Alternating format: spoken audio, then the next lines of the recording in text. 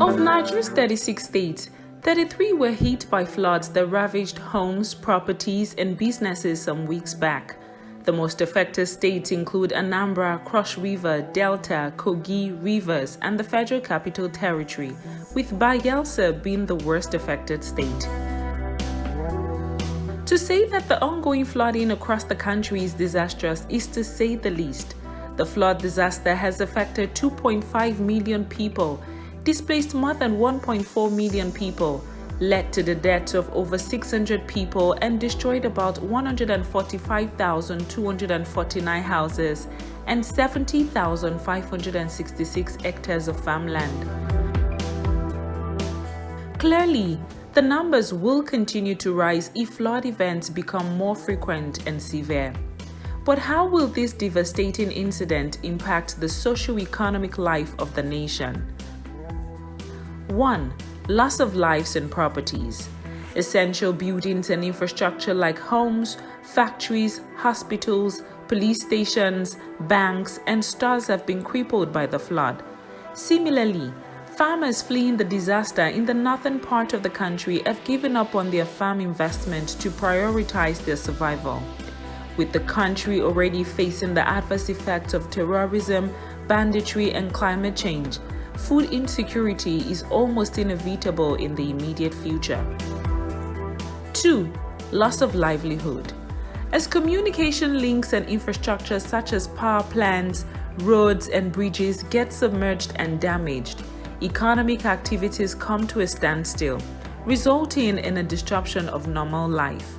Children are no longer able to go to school, workers can't go to work, and traders can't open their stores.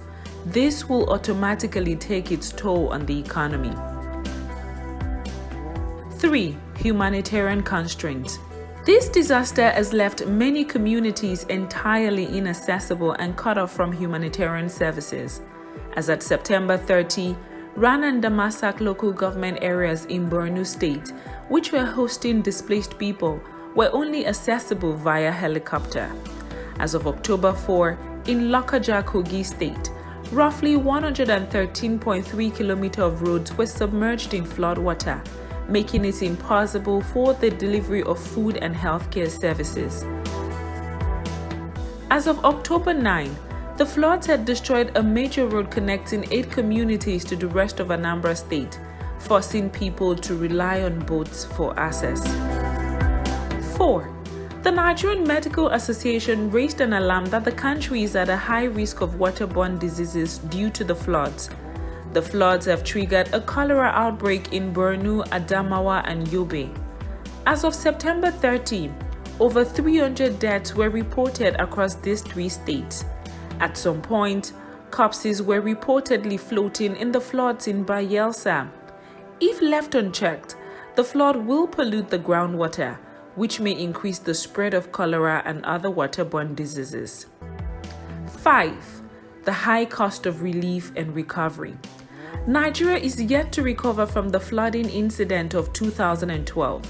The current flooding incident will impact adversely on investment in infrastructure and other developmental activities in the affected areas, considering the economic instability the country is currently facing.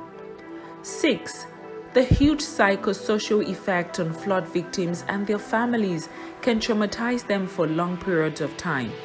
The loss of loved ones, displacement from one's home, loss of property and livelihoods, and disruption to business and social affairs can cause deep impact and stress. The degree of the impact of the floods has once again exposed Nigeria's unpreparedness in mitigating and managing natural disasters.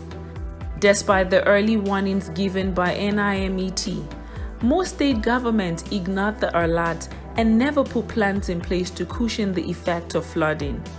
As a matter of urgency, the federal Nigerian government must draw up a more comprehensive flood control and prevention plan, paying attention to flood-prone areas and integrating them into the master plans for cities, local governments, and villages.